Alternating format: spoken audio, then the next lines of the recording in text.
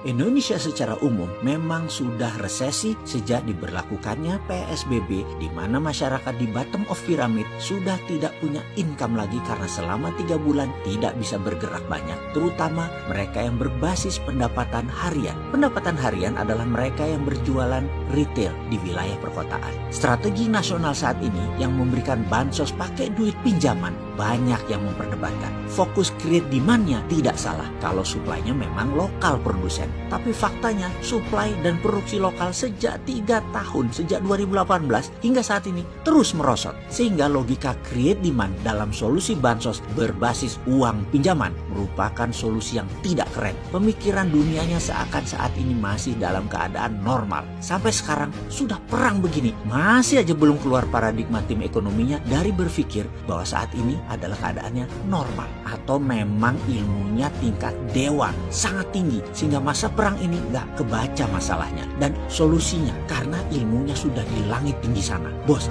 ini perang bos, itu virus corona masuk dalam biological warfare. Penanganannya perang ya kayak perang, survival of the nation mode yang dipakai. Ngerti nggak sih survival of the nation mode? Langkahnya bukan pemadam kebakaran. Waduh, bagaimana sih mau nolong negara ini kok susah bener bikin ngerti para pejabatnya. Gini deh, sekarang kita masuk ke awal masa resesi. Kalau dalam definisi resesi versi NBER, National Bureau for Economic Research, kalau 2 kuartal berturut-turut mengalami pertumbuhan minus, maka kita menjadi resesi. Kita tahu kuartal pertama tahun ini mulai bergerak turun, Januari Maret, dan padahal itu belum dideklarasi masalah COVID. Lalu April sampai Juli kuartal kedua kita minus, kuartal ketiga Juli sampai September bagaimana? Masih ingat sih mengapa si Bosman ini selalu berkata hati-hati bulan September? Ada apa dengan September? Oktober bisa diumumkan kira-kira. Dan pengumumannya apa? Indonesia resesi. Solusinya gimana supaya nggak resesi? Kan sudah berkali-kali dibilang ganti pemain secara total. Pemain cadangan masuk dan pemain lama tanggung jawab yang bikin screw up ini semua bangsa ini mereka. Kalau masuknya nanti Oktober atau setahun kabinet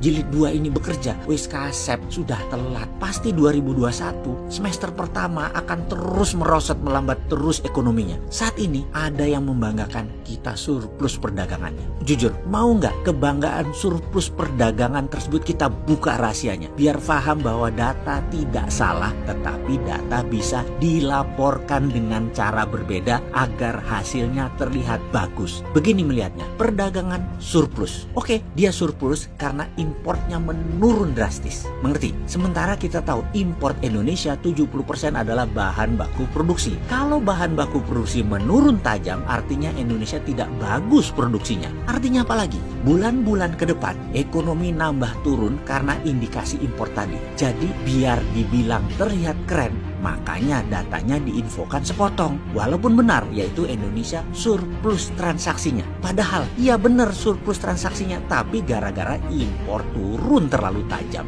Sementara impor adalah bahan baku produksi. Sudah mulai ngerti? Pinter ya cara dia buat laporan? Ya pinter lah, orang dokter S3 yang melaporkan. Lalu ditambah lagi ketegangan Laut Natuna Utara. Maaf, saya lebih memilih istilah Laut Natuna Utara ketimbang Laut Cina Selatan. Karena memang nama tadi atau istilah tadi yang diklaim oleh Tiongkok sebagai traditional fishing ground China sejak ribuan tahun yang lalu, yang harusnya kita berani juga dan bernyali juga mengatakan jancuk kon Tiongkok. Sejak ribuan tahun yang lalu tempat itu sudah traditional fishing groundnya kami orang Natuna. Jadi 200 mil laut utara Natuna itu laut kami, cok. Ketegangan Laut Natuna Utara sisi utara yang dianggap biasa oleh pejabat kita, jadi tidak terasa dan tidak memperhitungkan banyaknya langkah-langkah diplomasi catur atau malah ngajak damai. Ini lucu, damai di negara yang dua-duanya perlu perang, kok nggak nyandak melihatnya. Asli ini lucu. Bos, mereka berdua memang mau perang, tapi perang ala mereka. Yo mikir dikit lah wahai pejabat.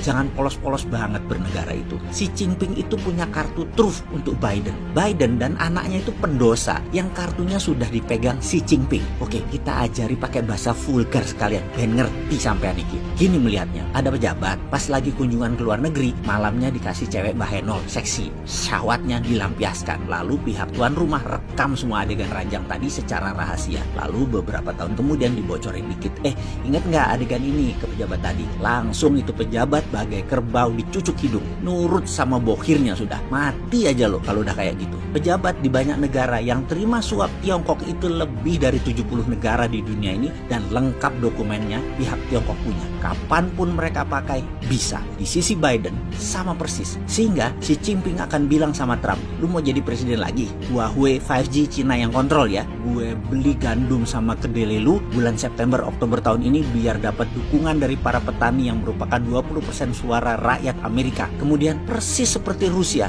dalam satu malam sebelum Pilpres 2016, segala dosa Hillary Clinton, email-email negara yang masuk ke ranah pribadi Madam Secretary disikat sama Rusia, disebar, bubar langsung kepercayaan terhadap Hillary, dan Trump menang. Apa Trump nolak tawaran Xi Jinping itu? Pasti disambut baik, dan perang dagang untuk sementara posisinya draw sama kuat. Trump presiden lagi. Mungkinkah dengan strategi begini ternyata Biden tetap menang? Lalu Tiongkok bagaimana? Adalah langkah Tiongkok yang tetap bikin Joe Biden nggak bisa apa-apa. Malah negara lain kejepit efeknya. Tahu kan langkah Biden dan Tiongkok apa? Terus Indonesia bagaimana?